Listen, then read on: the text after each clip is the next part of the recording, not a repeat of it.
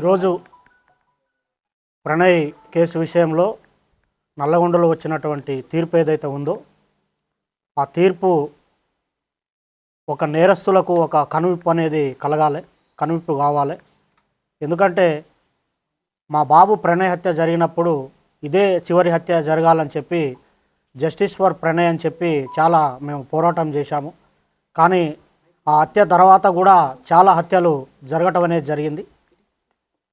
అయితే ఈ హత్య తర్వాత జరిగినటువంటి హత్యలు చేసిన వాళ్ళకి కానివ్వండి, కులాన్ని పట్టుకొని వేలాడే వాళ్లకు, కుల దురంకార హత్యలు చేసే వాళ్లకు, తర్వాత కన్న కూతుర్లను చంపుకునే వాళ్లకు, కన్న కొడుకులను చంపుకునే వాళ్లకు, అవతలి వ్యక్తులను చంపే వాళ్లకు కులం పేరుతోని ఈ యొక్క తీర్పు అనేది కనువిప్పు కావాలని నేను కోరుకుంటున్నాను.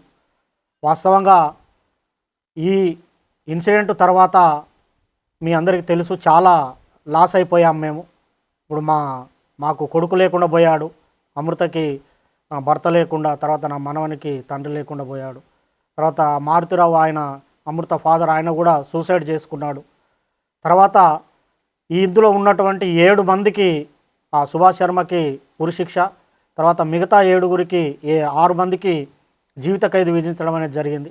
వారి కుటుంబాలు కూడా బాధపడుతూ ఉంటాయి. కాబట్టి ఎవరైతే ఈ సుపారీలు తీసుకొని హత్యలు చేసే వాళ్ళకి ఇది ఒక కనువిప్పు కావాలి. ఏదన్నా ఉంటే మాట్లాడుకోవటం కానివ్వండి, సమస్య పరిష్కారానికి సామరస్యంగా చేసుకోవాలి తప్ప మేనేజ్ చేయొచ్చులే, వాళ్ళకి అంతో ఇంతో డబ్బులు ఇవ్వచ్చులే, మేనేజ్ చేయొచ్చులే అని చెప్పి చంపడం అనేది కరెక్ట్ కాదు. ఈ కేసు విషయంలో మమ్మల్ని కూడా అనేక రకమైనటువంటి ప్రలోభాలు పెట్టినప్పటికి కూడా మేము ఎక్కడ లొంగకుండా న్యాయం జరగాలి, ఈ హత్యతోని మిగతా కుల హత్యలు ఆగిపోవాలని చెప్పి మేము పోరాటం అనేది చేయటం జరిగింది. 6.5 సంవత్సరాలు మేము ఎదురు చూసాము న్యాయం కోసం, మేము సాక్ష్యం చెప్పి. ఇందులో ముఖ్యమైనటువంటి పాత్ర పోషించినటువంటి అప్పటి డిఎస్పి శ్రీనివాస్ గారికి ప్రత్యేకమైన కృతజ్ఞతలు ఈ సందర్భంగా తెలియజేస్తూ ఉన్నాను.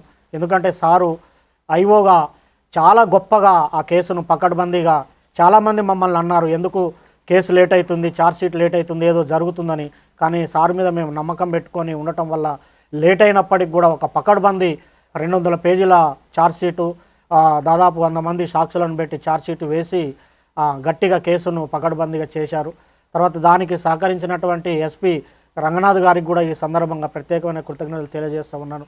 సార్ ఆధ్వర్యంలో మంచి టీము సుభాష్ శర్మను ఆ రోజు వెళ్ళి పట్టుకోవటము, తర్వాత నిందితులందరినీ పట్టుకోవటం విషయంలో కూడా సారు అనేకమైనటువంటి టెక్నిక్స్ ఉపయోగించి, టెక్నికల్ ఎవిడెన్స్ ఉపయోగించి తర్వాత ఈ సాక్ష్యాలను కూడా ప్రొడ్యూస్ చేయడం అనేది జరిగింది.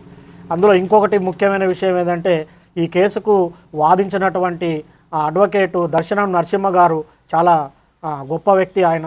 ఎందుకంటే ఆయనకు కూడా ఎలాంటి ప్రలోభాలకు లొంగకుండా ఒక న్యాయం అనేది జరగాలి, ఈ సొసైటీలో న్యాయం ఉండాలని చెప్పి ఆయన కూడా గట్టిగా ఎలాంటి ప్రలోభాలకు లోను కాకుండా ఆయన కూడా చివరి వరకు కూడా న్యాయం కోసం పోరాటం అనేది చేయటం జరిగింది. చివరికి ఈరోజు వచ్చినటువంటి తీర్పుతోని న్యాయం అనేది జరిగింది. వాస్తవంగా అందరూ మీకు సంతోషంగా ఉందంటారంటే సంతోషం కాదు, ఇది వాస్తవంగా ఏంటంటే నా బాధను ఎవరు తీర్చలేరు, నా కొడుకు లేని బాధ ఎవరు తీర్చలేరు.